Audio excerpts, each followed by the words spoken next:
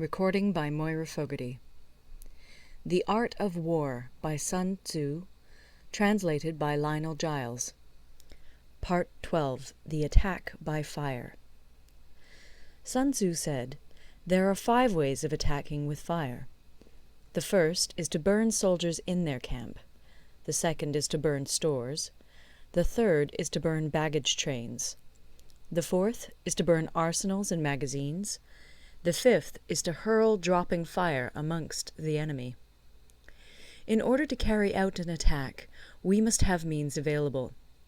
The material for raising fire should always be kept in readiness. There is a proper season for making attacks with fire, and special days for starting a conflagration. The proper season is when the weather is very dry.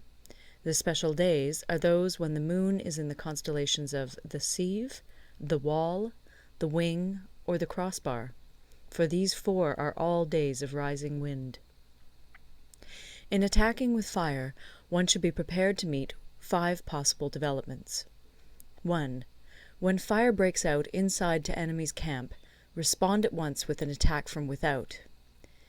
2. If there is an outbreak of fire, but the enemy's soldiers remain quiet, bide your time and do not attack. 3. When the force of the flames has reached its height, follow it up with an attack, if that is practicable. If not, stay where you are. 4. If it is possible to make an assault with fire from without, do not wait for it to break out within, but deliver your attack at a favorable moment. 5. When you start a fire, be to windward of it. Do not attack from the leeward. A wind that rises in the daytime lasts long, but a night breeze soon falls. In every army, the 5 developments connected with fire must be known, the movements of the stars calculated, and a watch kept for the proper days. Hence, those who use fire as an aid to the attack show intelligence. Those who use water as an aid to the attack gain an accession of strength. By means of water, an enemy may be intercepted, but not robbed of all his belongings. Unhappy is the fate of one who tries to win his battles and succeed in his attacks without cultivating the spirit of enterprise, for the result is a waste of time and general stagnation. Hence the saying, "The enlightened ruler lays his plans well ahead. The good general cultivates his resources." Move not unless you see an advantage. Use not your troops unless there is something to be gained. Fight not unless the position is critical.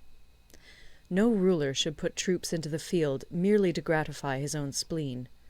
No general should fight a battle simply out of pique. If it is to your advantage, make a forward move.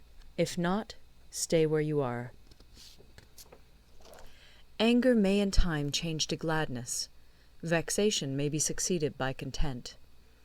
But a kingdom that has once been destroyed can never come again into being, nor can the dead ever be brought back to life. Hence the enlightened ruler is heedful, and the good general full of caution.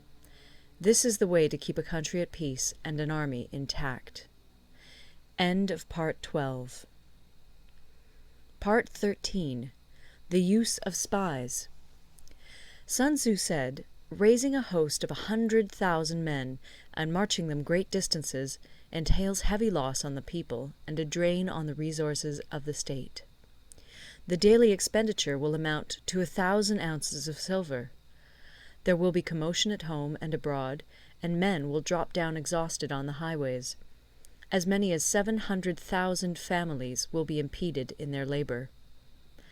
Hostile armies may feast each other for years, striving for the victory which is decided in a single day.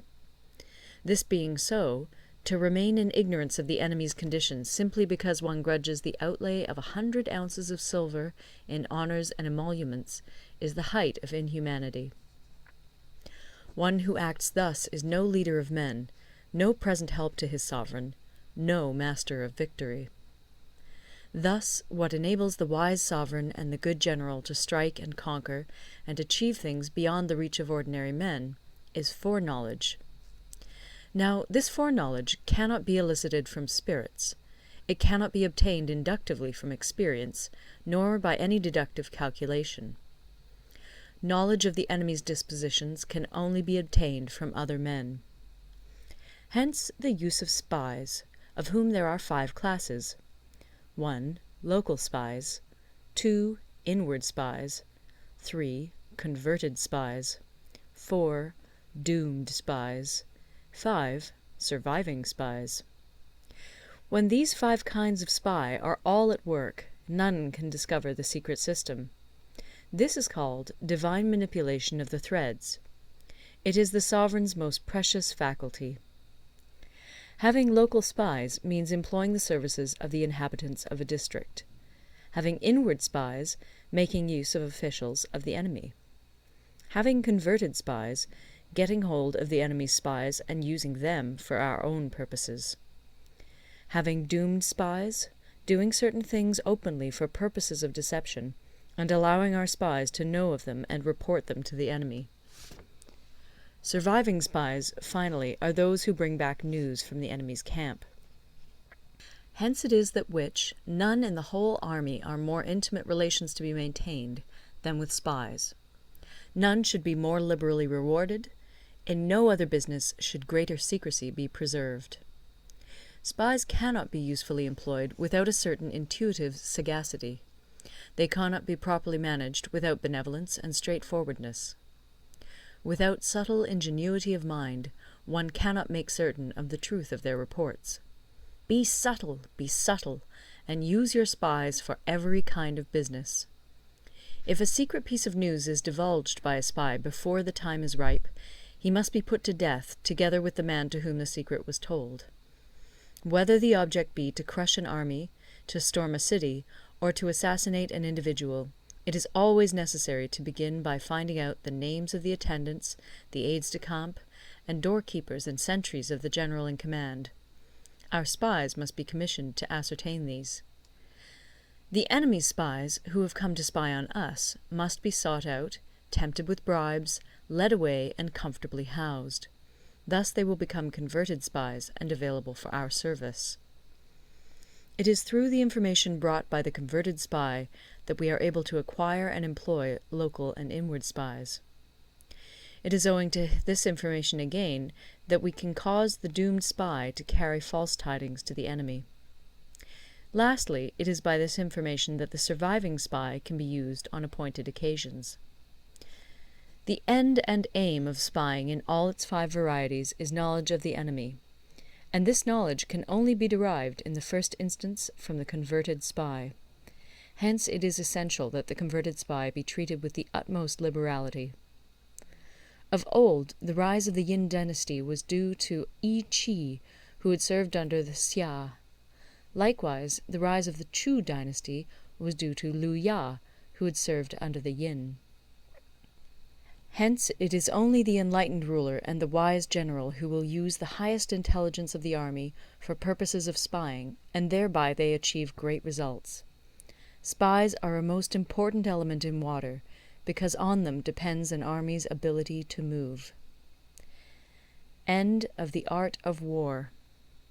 Recorded in Toronto, Ontario by Moira Fogarty, October 2006.